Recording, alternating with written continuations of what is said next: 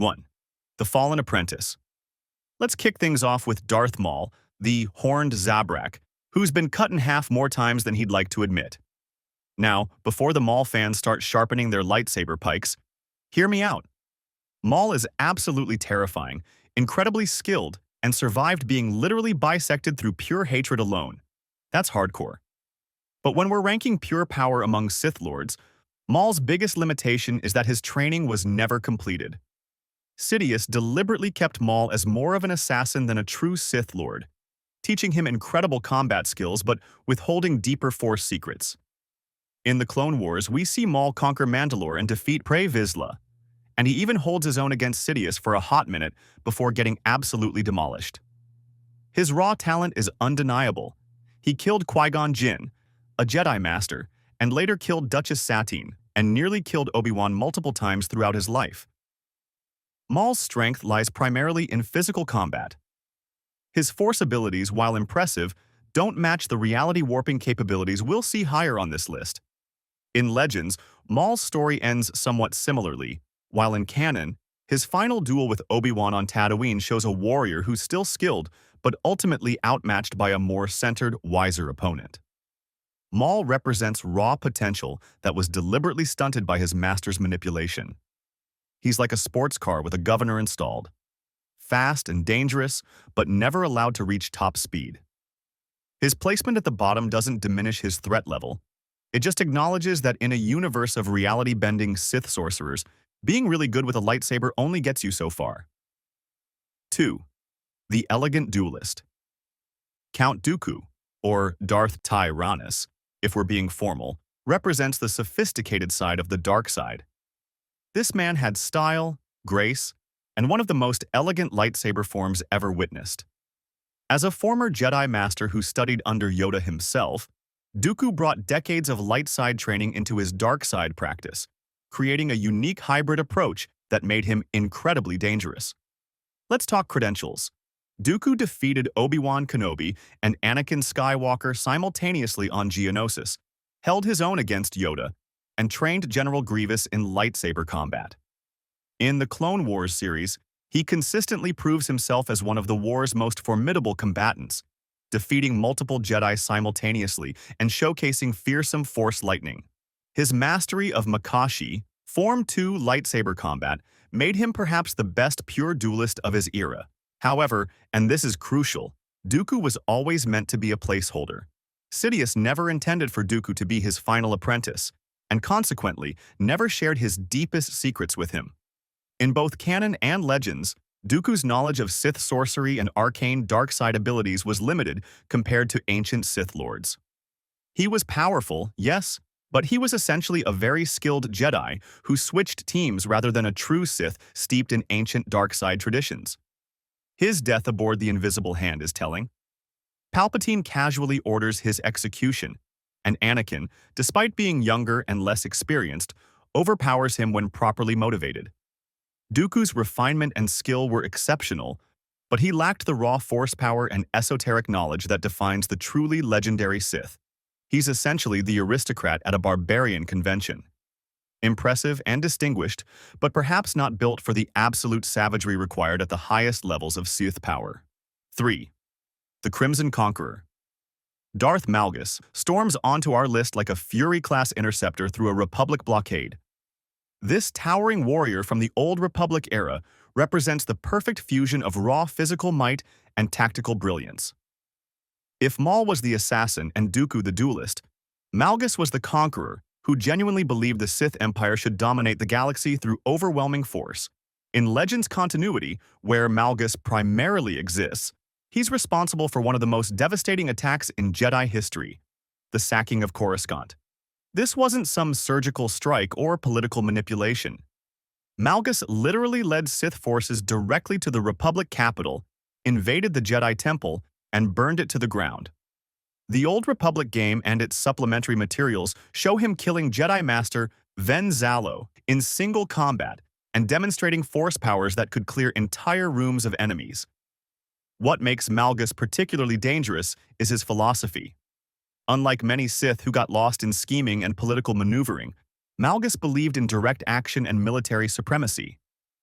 He wasn't just strong in the Force, he was a brilliant military commander who understood how to leverage his power for maximum strategic impact. His ability to force leap across impossible distances, survive incredible punishment, and augment his physical abilities to superhuman levels made him a one-man army. His personal story, keeping his lover Alina, despite Sith doctrine forbidding such attachments, then killing her to embrace the dark side fully, shows the absolute commitment to power that defined his character. However, Malgus's eventual downfall came from his rigid military thinking. He couldn't adapt to the subtler aspects of Sith power, the manipulation and sorcery that we'll see dominate the upper ranks of this list. He's a battering ram in a game of chess, brutally effective in his domain, but ultimately limited compared to those who mastered both physical and metaphysical warfare. 4. The Architect's Shadow. Darth Bane stands as one of the most influential Sith Lords in galactic history, not because he was the strongest, but because he was the smartest. After witnessing the Sith destroy themselves through infighting and power struggles during the war against the Jedi, Bane made the most consequential decision in Sith history. He destroyed the Brotherhood of Darkness and established the rule of two. One master, one apprentice. Always.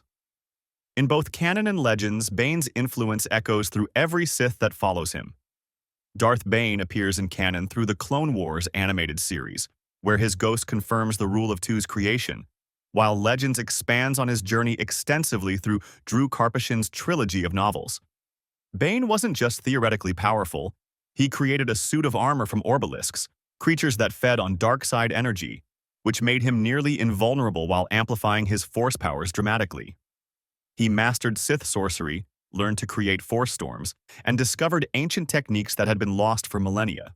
What places Bane in the middle of our ranking is his strategic, rather than raw power approach.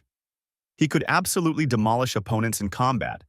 He defeated multiple Sith Lords to claim the title of Dark Lord and survived encounters that would kill lesser beings.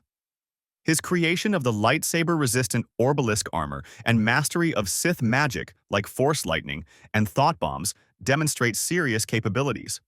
But here's the crucial detail. Bane recognized he wasn't the most powerful Sith ever.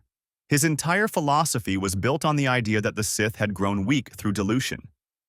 By limiting the Sith to two, he ensured each generation would be stronger than the last, culminating in a Sith powerful enough to destroy the Jedi. Bane was playing the long game, knowing that the Sith Lords who would eventually follow his rule might surpass even the ancient Dark Lords. His genius lay in recognizing that civilization-toppling power required patience and planning, not just immediate strength. Like what you're hearing? Smash that hype button because this ranking is about to get dark. We're diving into Sith who literally broke reality and you won't believe who claims the throne. Support the channel and let's uncover the dark side's true hierarchy together. 5. The Knowledge Keeper. Here's where things get really interesting. Darth Plagueis, the wise, yes, that Plagueis, wasn't just a story Palpatine told to seduce Anakin. He was the real deal, a Moon Sith Lord, whose understanding of the Force fundamentally changed what we thought was possible. If Bane designed the system, Plagueis perfected the exploitation of it. The canon novel, Darth Plagueis, by James Luceno, while technically Legends now, provides incredible insight that aligns with canon references in Revenge of the Sith and supplementary materials. Plagueis achieved what countless Sith before him had failed to do.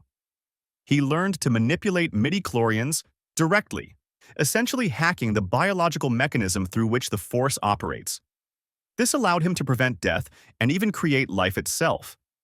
That's not Force healing. That's rewriting the fundamental rules of existence.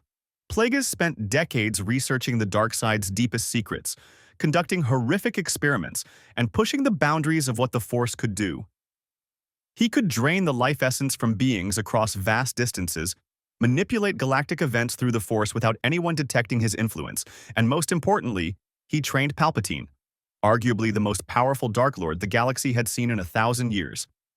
In canon, Palpatine's line, "He could save others from death but not himself," is basically an epitaph for a being who got so close to immortality that his apprentice had to kill him in his sleep.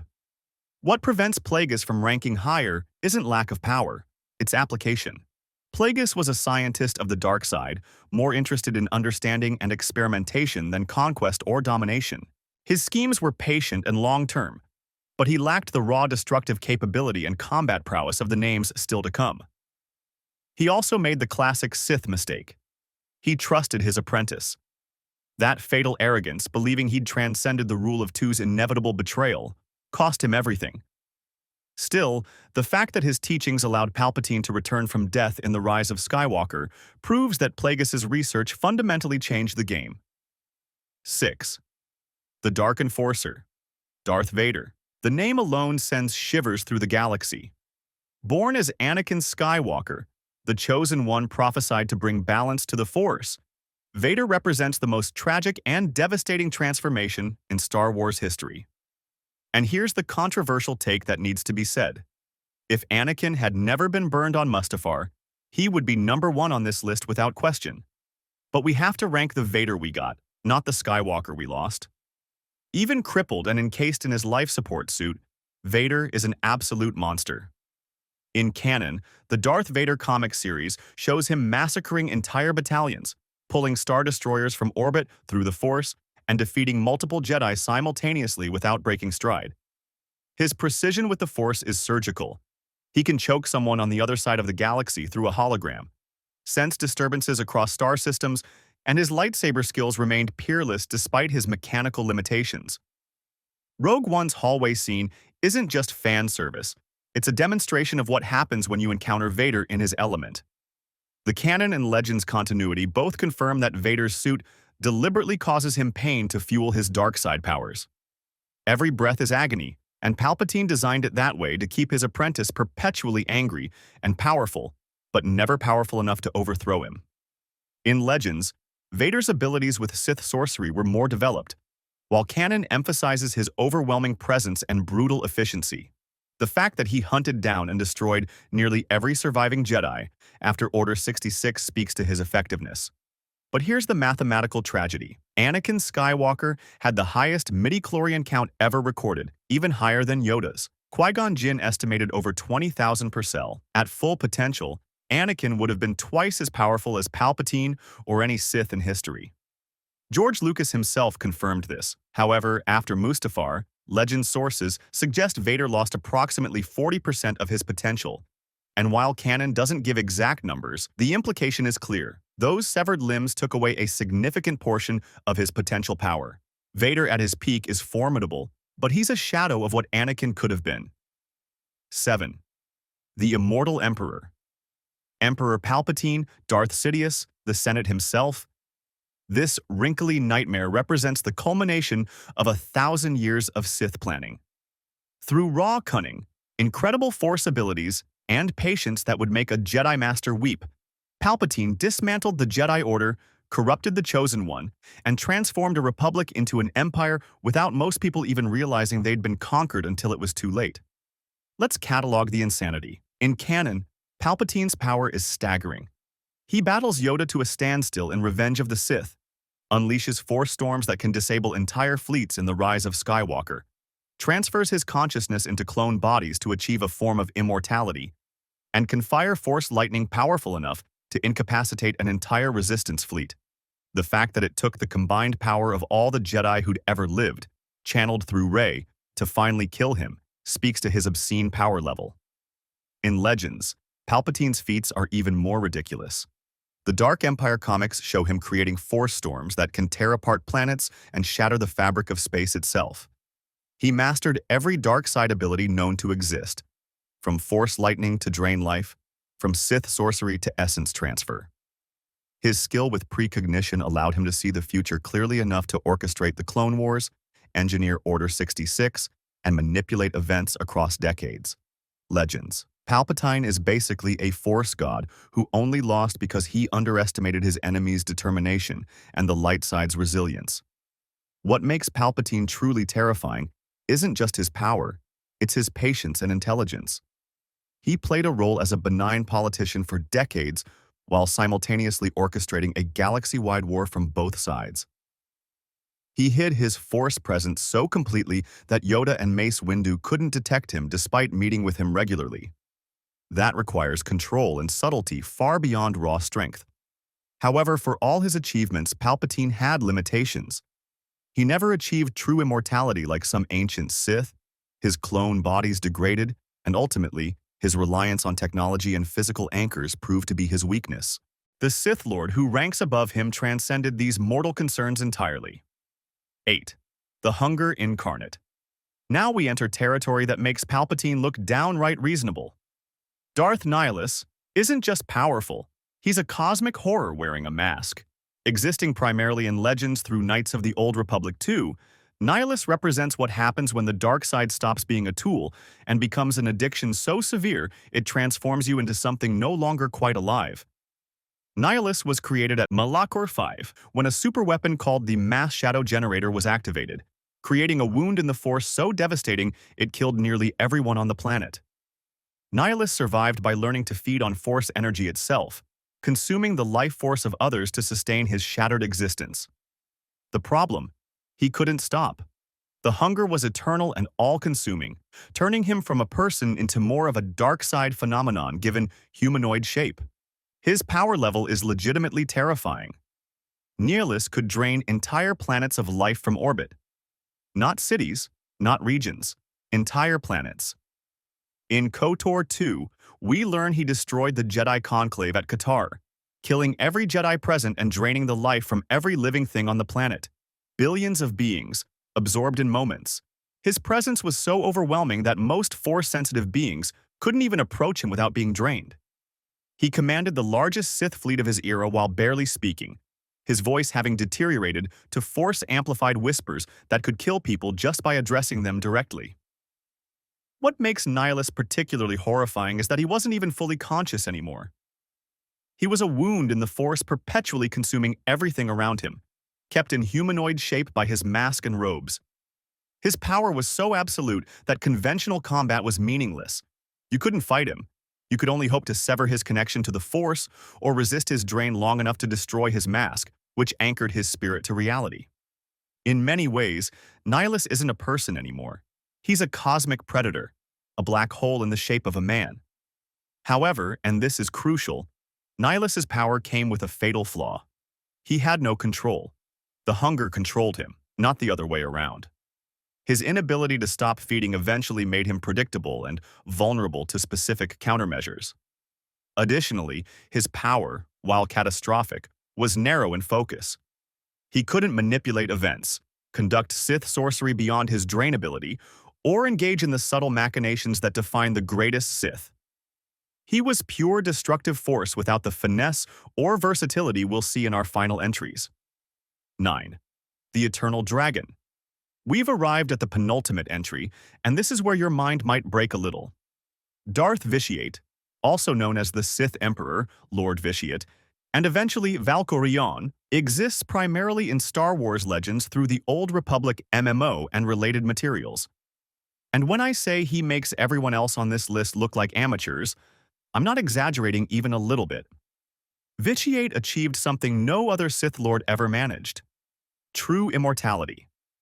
Not clone bodies that degrade, not consciousness transfer that requires phylacteries, actual, functional immortality through consuming an entire planet's life force. On Nathema, Vitiate performed a ritual so dark and powerful that it killed every living thing on the planet. Billions of people, every animal, every plant, even microorganisms, and drained the Force itself from the world, creating a permanent void. In exchange, he gained power that sustained him for over 1,500 years without diminishing. His abilities make Palpatine look like a Padawan throwing lightning for the first time. Vitiate could dominate the minds of thousands simultaneously, turning entire populations into his willing slaves. He possessed multiple bodies across the galaxy simultaneously, effectively being in multiple places at once, while his true essence remained hidden. He survived being killed dozens of times, his consciousness simply jumping to another host. The Old Republic game reveals he consumed entire civilizations to sustain himself, and his ultimate plan was to consume all life in the galaxy to become a god. Vitiate's true terror lies in his scope of power. His presence was so overwhelming that he created the Dreadmasters, Sith so powerful they could drive entire armies insane with fear as mere servants. He corrupted Revan, one of the most powerful Force users in history, and held him prisoner for 300 years while draining his knowledge. His alternate identity as Valkorion ruled the Eternal Empire, a civilization so advanced and powerful it conquered both the Republic and Sith Empire simultaneously. He's essentially been the final boss of galactic history for over a millennium. Why isn't he number one? Two reasons. First, despite his godlike power, Vitiate was ultimately defeated. Multiple times, actually, by heroes working together, by former servants who broke free, and eventually by the Force itself pushing back against his corruption. Second, Vitiate's power, while nearly unlimited, required constant consumption. He was trapped in an endless cycle of feeding, much like Nihilus, just with far more control and longevity. He was incredibly powerful, but not truly transcendent. This is your champion, the dark side's ultimate what if. If this ranking got you feeling the power, hype this video and let the algorithm know the dark side's truth needs spreading. The Sith's greatest weapon wasn't lightning or armies. It was potential itself, forever unrealized. 10. The Force Unleashed. This is it, the most powerful Sith Lord, or potential Sith Lord, in Star Wars history. And it's not who you think. It's not some ancient dark side entity or mystical being from beyond known space. It's Anakin Skywalker at his full potential. Not Darth Vader, not the chosen one we saw in the movies, but the theoretical Anakin who never fell and achieved his complete potential. Wait, hear me out before you throw your keyboards.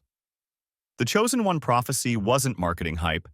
Anakin Skywalker was literally conceived by the Force itself through midichlorians. He had no biological father.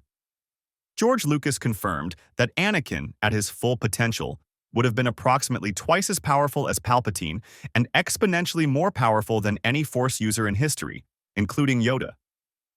His midichlorian count was over 20,000 per cell, numbers that made Jedi Council members question if their testing equipment was broken. Now, you might argue that Anakin never technically became a true Sith Lord since he was always Vader in his darkest moments, and that's fair. But the Force Unleashed multimedia project explored an alternate timeline where Vader killed Palpatine and became Emperor, suggesting what could have been. More importantly, Legends materials explored that if Anakin had continued his training under Palpatine without his injuries, he would have become unstoppable within years, mastering abilities that would make Vitiate's millennium of power accumulation look quaint. Think about what Anakin achieved even without proper training. He won the pod race on Tatooine as a child using precognition abilities that shouldn't be possible at his age. He destroyed a Trade Federation control ship at age 9, essentially using the Force unconsciously to navigate a starfighter in space combat. By the Clone Wars, he was already considered one of the best warriors in the galaxy, defeating opponents with far more experience through sheer instinct and connection to the Force.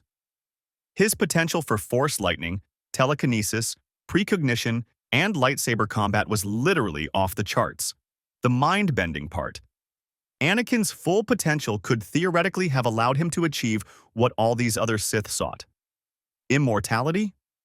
His connection to the Force as its creation means he might have transcended death naturally.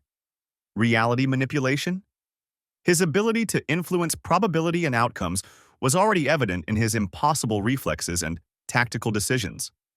Sith sorcery? With proper training, there's no dark side technique he couldn't have mastered instantly. The tragedy of Star Wars isn't just Anakin's fall. It's that in falling, he destroyed the most powerful being the Force ever created. Vader at 60% power was terrifying enough to hunt Jedi to near extinction. Anakin at 100% would have been something the galaxy had never seen. A Force entity in humanoid form, capable of reshaping reality through will alone, potentially able to end wars by simply arriving, or start them with a thought. Every other Sith Lord on this list achieved their power through millennia of accumulated knowledge, forbidden rituals, or cosmic accidents. Anakin had it coded into his DNA by the Force itself. And that's precisely why he's number one with an asterisk. This isn't the Sith Lord we got. It's the one the Force intended to create. The most powerful being to never fully exist, the ultimate answer to what if that makes every other entry on this list, no matter how godlike, look like practice runs for the main event. Palpatine knew it, which is why he deliberately kept Vader's suit painful and limiting. Yoda sensed it, which is why he was so hesitant about training Anakin. The Force itself knew it, which is why it created him in the first place. The Emperor isn't number one because the galaxy's most powerful Sith Lord was destroyed before he could fully become one. Burned away on a lava planet, leaving only painful echoes of what could have been. Think Darth Revan should have been on this list? Did I miss anyone out? Leave your thoughts in the comments.